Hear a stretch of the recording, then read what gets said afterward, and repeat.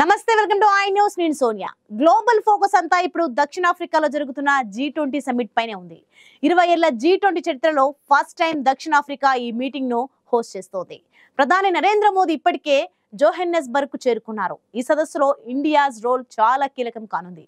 అయితే ఈ global summit కి ప్రపంచంలోనే ముగ్గురు అత్యంత శక్తివంతమైన లీడర్స్ హాజరు కావడం లేదు.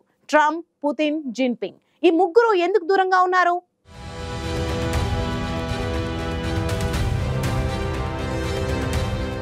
దక్షిణాఫ్రికా G20 సమిట్ లో బిగ్ 3 లీడర్స్ లేకపోవడం ఇప్పుడు ప్రపంచ దేశాలను ఆందోళనకు గురిచేసింది.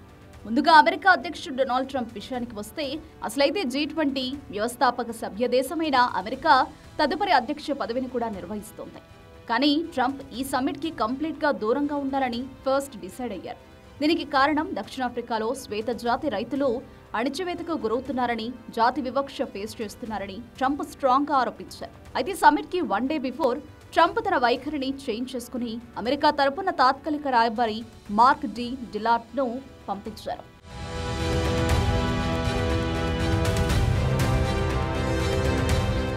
ఇక రష్యా అధ్యక్షుడు వ్లాదిమిర్ పుతిన్ రాకపోవడానికి రీజన్ చాలా క్లియర్ గా ఉంది. ఉక్రెయిన్ వార్ కి సంబంధించి అంతర్జాతీయ క్రిమినల్ కోర్టు పుతిన్ పై అరెస్టు వారెంట్ జారీ చేసింది.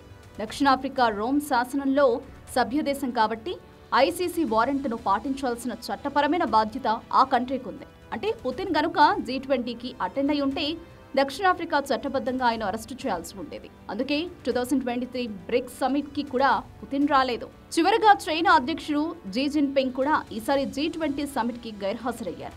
నివేదికల ప్రకారం ఆయన అనారోగ్యంతో ఉన్నారని, అందుకే ఆయన ప్లేస్ లో చైనా ప్రధానమంత్రి లీ కెకియాంగ్ ను పంపినట్లు కథనాలు వస్తున్నాయి. ఆల్రెడీ జిన్పింగ్ 2023 బ్రిక్స్ సమిట్ కోసం దక్షిణాఫ్రికాను విజిట్ చేశారు. ఈ ముగ్గురు గ్లోబల్ పవర్ హౌస్లు G20కి దూరం కావడం సమిట్ లో ఇండియా ప్రాముఖ్యతను మరింత పెంచింది. వరల్డ్ ఇష్యూస్ పై ప్రధాని మోదీ తన వ్యూహాన్ని, అభివృద్ధి చెందుతున్న దేశాల వాయిస్ ను ఈ వేదికపై ఎలా వినిపిస్తారోనని ప్రపంచం ఇప్పుడు క్లోజ్ గా అబ్జర్వ్ చేస్తోంది.